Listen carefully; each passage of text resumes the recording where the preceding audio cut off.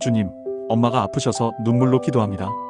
엄마가 아프시다는 말을 들으면 이상하게 믿음보다 눈물이 먼저 나올 때가 있습니다. 기도해야 한다는 걸 아는데 막상 마음은 기도문보다 한숨이 먼저 나오고 평안을 붙들어야 한다는 걸 아는데도 병원 문 앞에만 서면 자꾸 작아집니다.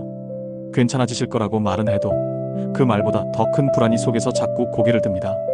그래서 사람은 조용히 묻게 됩니다. 주님, 왜 제가 아니라 엄마가 아프셔야 합니까? 왜 믿음으로 버티려 해도 마음은 이렇게 쉽게 무너집니까?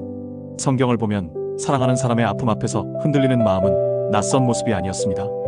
마르다와 마리아는 나사로가 병들었을 때 예수님께 사람을 보내며 주여 보시옵소서, 사랑하시는 자가 병들었나이다라고 전했습니다. 요한복음 11장 3절. 이 짧은 한마디에는 설명보다 절박함이 먼저 담겨 있습니다.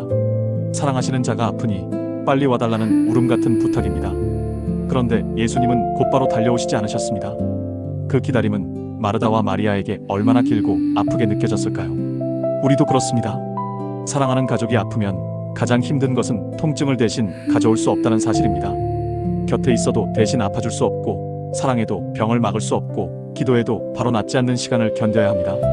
그래서 가족의 병 앞에서는 믿음 좋은 말보다 눈물이 먼저 흐를 때가 많습니다. 한나도 마음이 괴로워 통곡하며 기도했습니다. 사무엘상 1장 10절. 다윗도 눈물을 하나님 앞에 쏟아놓았습니다.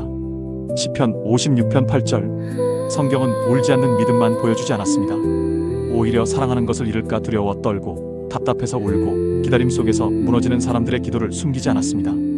그러니 엄마가 아프셔서 눈물로 기도하는 내가 약한 것이 아닐지 모릅니다. 어쩌면 그 눈물은 믿음이 없다는 표시가 아니라 엄마를 향한 사랑이 얼마나 깊은지를 보여주는 기도일 수 있습니다. 우리는 자꾸 기도하면 바로 편안해져야 한다고 생각합니다. 하지만 하나님은 때로 상황을 바로 바꾸시기 전에 먼저 우리의 마음 깊은 곳을 드러내십니다.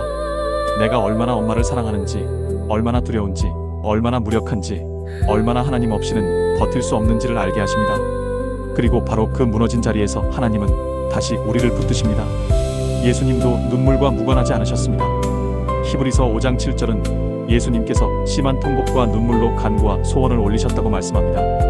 하나님의 아들이신 예수님도 눈물로 기도하셨다면 우리도 사랑하는 가족 앞에서 울며 기도할 수 있습니다. 우리가 여기서 느끼고 배워야 할 것이 있습니다. 가족의 아픔 앞에서 흔들리는 마음은 믿음 없음이 아니라 사랑의 무게일 수 있다는 것. 하나님은 우리의 기도만 들으시는 것이 아니라 그 기도 속에 섞인 눈물까지도 보고 계신다는 것. 그리고 가장 중요한 것은 내가 엄마를 붙들고 있는 것 같아도 사실은 하나님이 엄마와 나를 함께 붙들고 계신다는 것입니다. 주님, 엄마가 아프셔서 눈물로 기도합니다. 그런데 어쩌면 이 눈물은 절망의 표시가 아니라 제가 아직도 주님께 달려가고 있다는 증거인지도 모르겠습니다. 엄마를 위해 우는 이 밤에도 하나님은 멀리 계신 것이 아니라 가장 가까이에서 우리의 떨리는 마음을 품고 계시는지도 모르겠습니다.